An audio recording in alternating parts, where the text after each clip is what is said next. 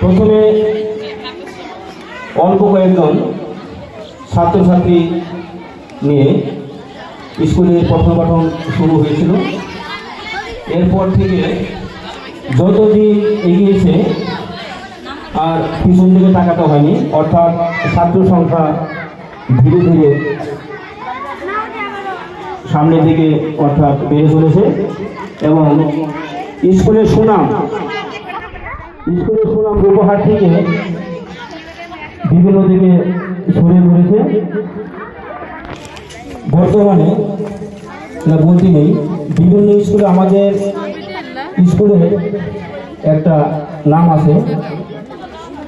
এবছরও কৈলাস ডিগ্রিনগর স্কুলে আমাদের বিদ্যালয় থেকে যে সমস্ত ছাত্রছাত্রী ভর্তি হয়েছে এবং ভোপালপুর মারাইগড়া এবং অন্যান্য স্কুলে ছাত্রদের চয়েস অনুযায়ী ভর্তি হয়েছে।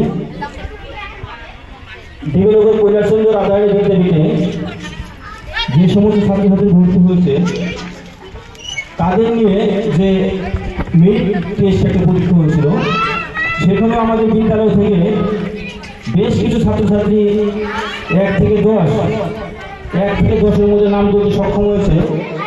এর মধ্যে আতিফুর রহমান টোটাল 254 জন ছাত্রছাত্রীদের মেরিট টেস্ট হয়েছিল, সেখানে সে 3 নম্বর স্থানে অধিকার করেছে।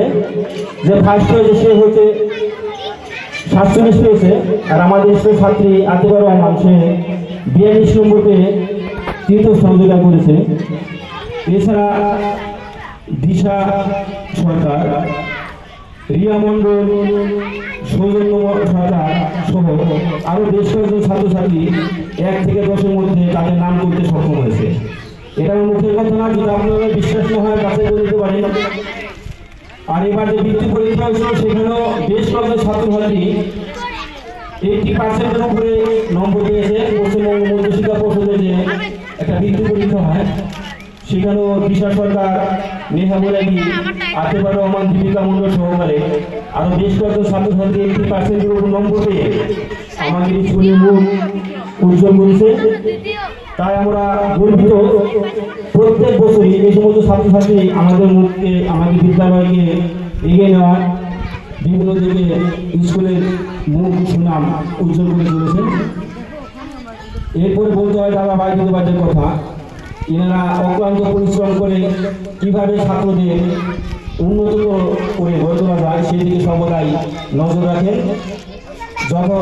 যথাসাধ্য চেষ্টা করে থাকি ছাত্রছাত্রীদের সুশিক্ষা শিক্ষিত করে তোলার জন্য।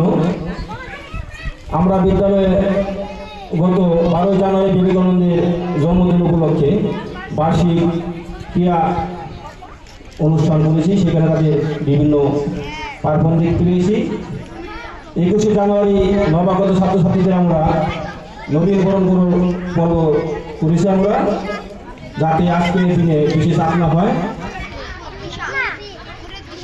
এছাড়া বিদ্যালয়ের যে 2জন ড্রাইভার আছে আমাদের, তারা মেঘ বৃষ্টি ঝড় উপেক্ষা করে প্রায় প্রত্যেকটা দিন ছাত্রছাত্রীদের যাতে পড়াশোনায় কোনো ক্ষতি না হয় তারা অক্লান্ত পরিশ্রম করে বিভিন্ন প্রান্ত থেকে তারা নিজ দায়িত্বে ছাত্রছাত্রীদের আমাদের বিদ্যালয়ে নিয়ে আসেন। আবার নিজেদের দ্বারা সযত্নে আবার প্রত্যেকের বাড়িতে পৌঁছে দেওয়ার ব্যবস্থা করেন। বিদ্যালয়ে যিনি মাস্টারমণি রয়েছেন তার কথা না বললেই নয়, তিনি ছোট থেকে বড় প্রত্যেকে নিজ সন্তানের মতো দেখে রাখেন যাতে কারো কোনো ক্ষতি না হয়। আর কি বলবো, এরপর আমি বলছি প্রত্যেক গার্জেনদের সপক্ষে দু একটু কথা বলছি। আপনারা আপনাদের শিশু সন্তানকে দেখবেন, কারণ আমরা বিদ্যালয়ে একটা ছাত্র বা ছাত্রীকে দূর থেকে 2.5 ঘন্টা পেয়ে থাকি, আর আপনারা তার জীবন সময় পেয়ে থাকেন। এমনও বাবা মা আছেন যারা পড়াশোনা জানেন না, তাদের উদ্দেশ্যে বলছি আপনারা আপনাদের শিশু সন্তানকে আপনারা যখন কোনো কাজ করবেন পাশে বসিয়ে তার দিকে খেয়াল রাখবেন। সে কী করলো না করলো সেটা আপনারা দেখতে পারবেন। আপনারাই পারেন, মায়েরাই পারে একটা শিশু সন্তানকে সুশিক্ষায় শিক্ষিত করে তুলতে। আর বিশেষ কিছু বলবো না, আমাদের অনুষ্ঠান রয়েছে। এই বলে আমি আমার বক্তব্য শেষ করছি।